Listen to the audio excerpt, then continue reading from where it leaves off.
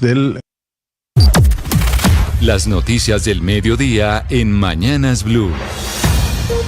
Y estas son las noticias. En el proyecto de paz total se incluirán agrupaciones armadas como el Clan del Golfo, así como personas judicializadas durante la protesta social.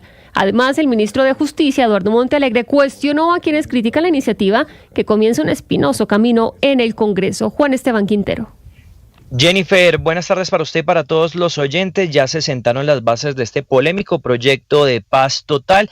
Va a cobijar a 3 grupos, por supuesto a los máximos cabecillas con penas de entre 5 a 8 años de prisión con la posibilidad de alcanzar una libertad condicional. También se habla de bandas criminales de alto impacto como lo son los que están relacionados con los chotas y los espartanos, también las bandas criminales en Medellín y la Alpujarra, y también este proyecto de ley va a cobijar a quienes hicieron parte de esa primera línea en las manifestaciones del paro nacional. Sobre este tema habló el ministro de Justicia, Eduardo Montealegre, en una charla con medios de comunicación, en donde expresó sus críticas a quienes han sido los principales detractores de este proyecto y habló puntualmente del expresidente Juan Manuel Santos.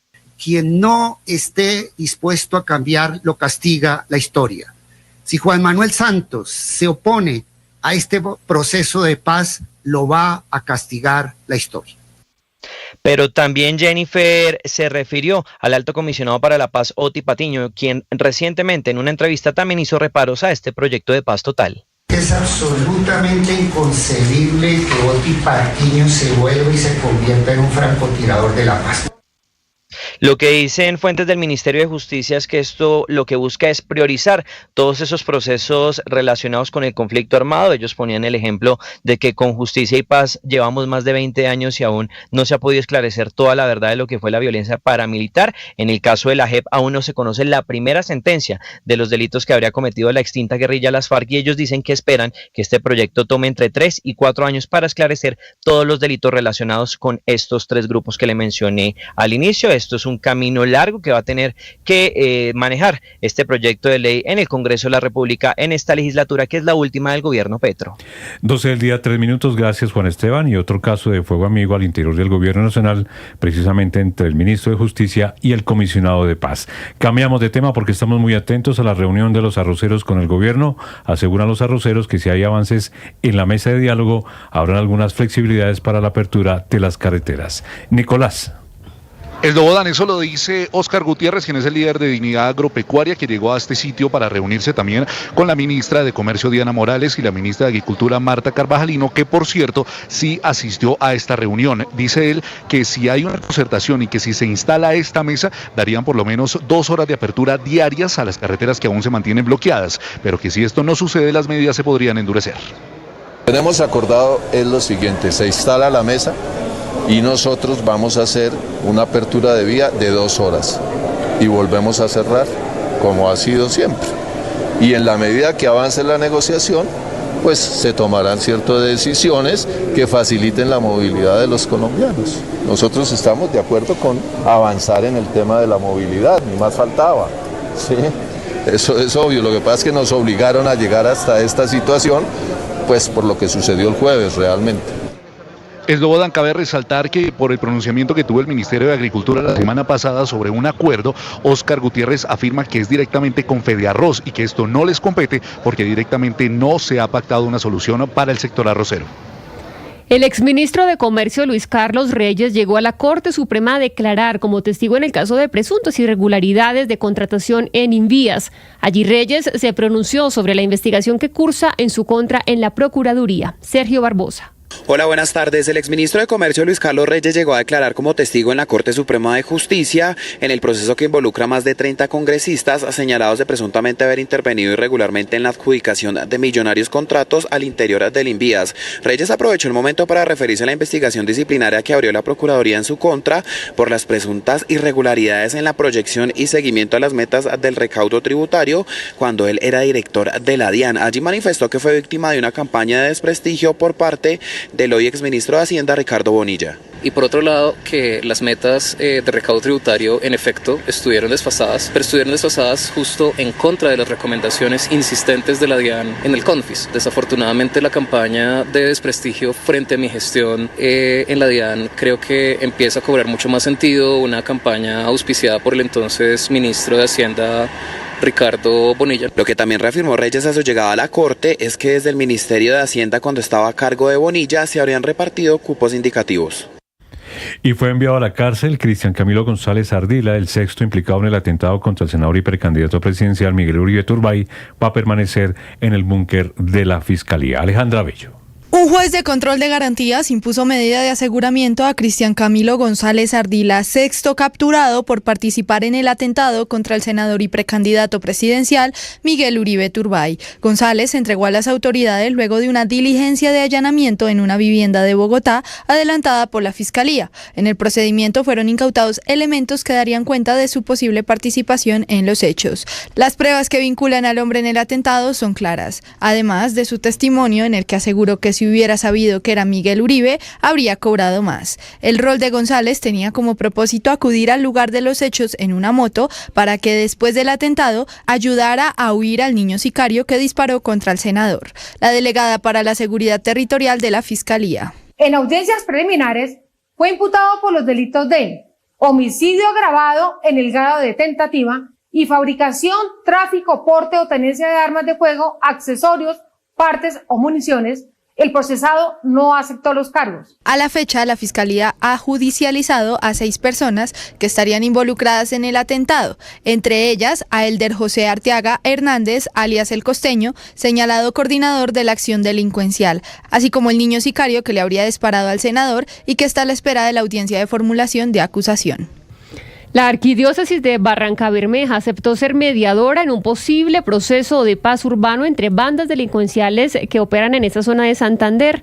La alcaldía solicitó permiso al comisionado de paz para explorar esa posibilidad. Javier Rodríguez. Tras la carta enviada por John Jairo Fernández, alias Marihuano, cabecilla del grupo delincuencial Los de la M, a la diócesis de Barrancabermeja desde la cárcel de Cómbita, Boyacá, en la que solicitó ser puente de diálogo con otras bandas criminales, la iglesia respondió con un llamado a la construcción colectiva de paz, dejando claro que su papel seguirá enmarcado dentro de la legalidad y el respeto por los derechos humanos. Así lo dio a conocer el director de Pastoral Social del Magdalena Medio, el sacerdote Jairo Rabé. Esta tarea de la paz es una tarea de todos y que ya que se dio el primer paso, que se sigan dando muchos pasos más para poder construir los caminos de paz en nuestra región. La diócesis de Barrancabermeja insistió en que el proceso debe comenzar desde el territorio con acciones concretas como la Mesa Intersectorial por la Vida y avanzar hacia propuestas regionales y nacionales de paz.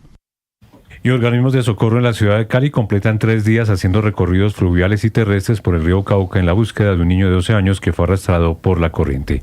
Estefanía Toledo. Luego de 3 días de búsqueda por parte de los diferentes organismos de socorro en la ciudad de Cali, fue encontrado en la mañana de este lunes 21 de julio el cuerpo del pequeño Samuel Guerrero Mulcúe, quien recordemos había sido arrastrado por la corriente del río Cauca cuando jugaba con uno de sus amigos. El cuerpo fue rescatado en inmediaciones del sector del puente de Juanchito, donde fue recuperado por el personal de la Cruz Roja. El subsecretario de Gestión del Riesgo de Cali, Nicolás Suárez, habla del procedimiento que se adelantó en la búsqueda de este pequeño. 2 frentes de maniobras, uno a cargo de la Cruz Roja, otro a cargo de Policía, Defensa Civil y Bomberos. Uno se está realizando desde el punto de inmersión hasta el límite del municipio de Yumbo y otro después del municipio de Yumbo. Un equipo de la alcaldía de Cali ya inició el acompañamiento psicosocial a la familia del niño luego de encontrar el cuerpo sin vida del menor. Autoridades intensifican las labores para rescatar a 5 mineros que quedaron atrapados dentro de un socavón en el área metropolitana de Cúcuta. Richard Quiñones. En norte de Santander continúa la angustia por 5 trabajadores que quedaron atrapados al interior de la mina de carbón La Azucena, ubicada en zona rural del municipio de El Zulia, cerca de la vía que comunica con el municipio de Sardinata en el Catatumbo. La emergencia se desató tras la ruptura de un ducto que provocó la entrada masiva de agua a este socavón. Desde anoche los organismos de socorro trabajan sin descanso para rescatarlos con vida. En las últimas horas 3 de los mineros fueron encontrados y rescatados. Permanecen estables y están recibiendo atención médica en la ciudad de Cúcuta. Sin embargo, 2 más siguen desaparecidos y los rescatistas continúan las labores contrarreloj en condiciones muy difíciles. Mientras tanto, la comunidad en el área metropolitana de Cúcuta no ha dejado de orar. A través de redes sociales se han unido a una cadena de fe, esperando que los 2 trabajadores que aún continúan atrapados puedan volver pronto a casa.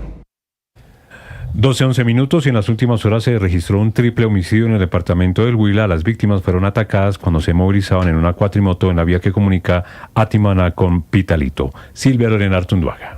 La noche del domingo 20 de julio, un violento ataque se registró en el sur del Huila. 3 personas, 2 mujeres y un hombre, fueron atacadas con arma de fuego cuando se desplazaban en una cuatrimoto en la vía que comunica Atimaná con Pitalito en el sector de Palmito, ruta 45. Los cuerpos fueron abandonados sobre la carretera. Coronel Carlos Eduardo Telles, comandante de la Policía del Huila. La Policía Nacional, a través de Policía Judicial, Inteligencia y la Fiscalía General de la Nación, avanza con la investigación con el fin de esclarecer el homicidio de 3 personas en zona rural del municipio de Timaná. Los hechos ocurrieron en la vereda Palmito, sobre la ruta nacional 45 que comunica Timaná con el municipio de Pitalito. De manera preliminar se estableció que las víctimas, 2 mujeres y un hombre, aún sin identificar, fueron halladas sin vida a un costado de la vía presentando impactos por arma de fuego. Ante este hecho de sangre, las autoridades trabajan a fin de determinar los responsables de este ataque sicarial.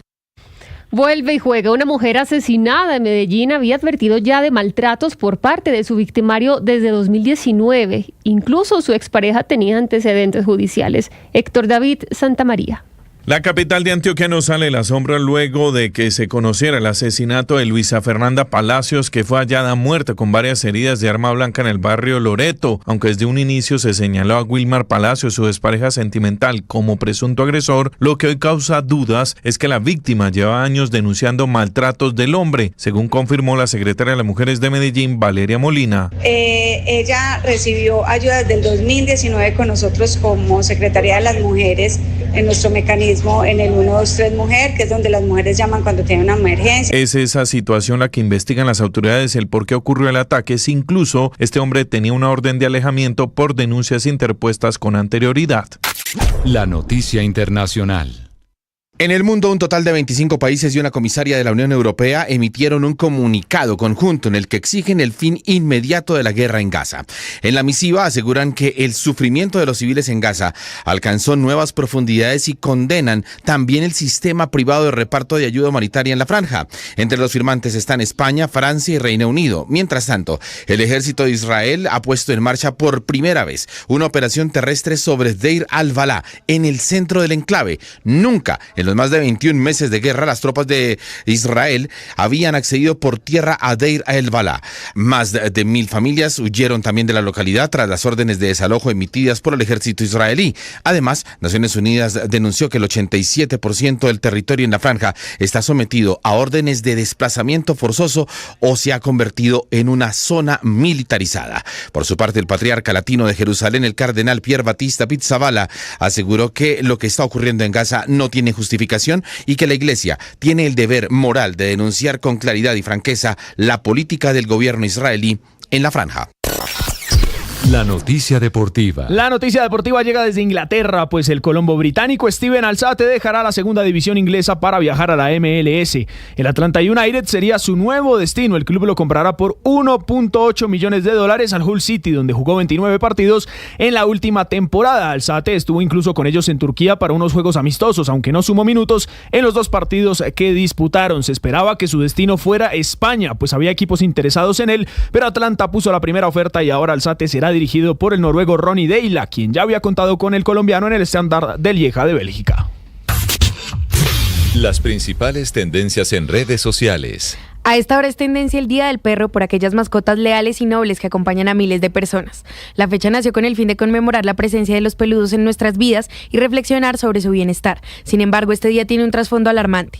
Las cifras de maltrato y abandono de perros son cada vez más altas. De los casi 900 millones de perros que hay en el mundo, entre el 75 y el 85% viven sin dueño. Personas en redes sociales han señalado la importancia de la presencia de las mascotas en sus vidas, teniendo en cuenta que más de 400.000 perros son animales de compañía y apoyo emocional. Estas y más tendencias en blurradio.com. Los cuentos